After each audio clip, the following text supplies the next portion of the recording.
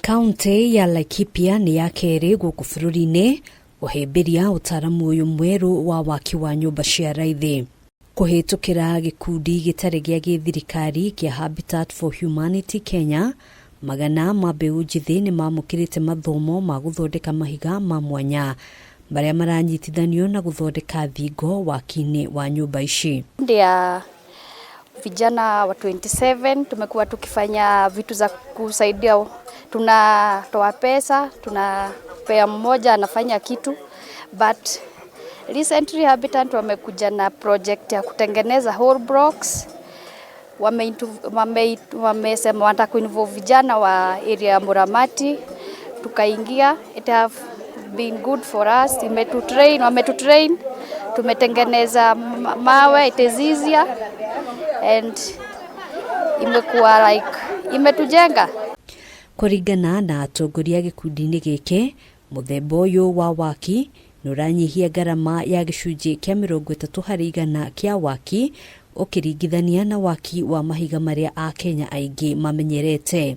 Cost comparison between this block and the ordinary traditional construction material, because it's a hollow block, it means you're using very small quantities of construction material, that is sand and cement, or cement and quarry dust, because both can still produce the blocks.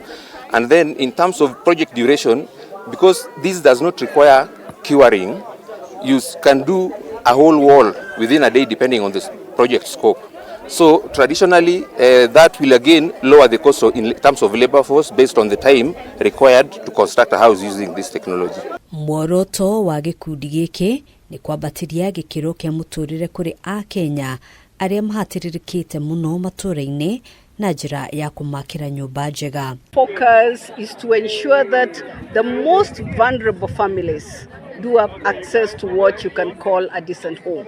For example, if you look at where we are today, you can definitely confirm that the type of families that we support are truly those families that need decent shelter. Every child deserves an opportunity to be able to learn, to study. And what that does for us is that it equalizes us through the use of housing. And so today we're here to support the communities, and we really want to thank our donors for providing the funding so that then we can be able to do this build for this vulnerable family. Wabere kugunika na tafarira ino ni Napeyo Gilekoi, mutumia wa miaka 71 kuma itora ria Muramati. Anafurahi sana.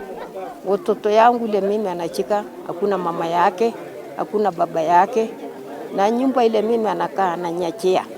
Mimi anasema nyinya asante sana. Asante, anakuja chikia mimi jina naongea jina. Haduine Hakameme TV yetagwo Ngina wa Wadiro.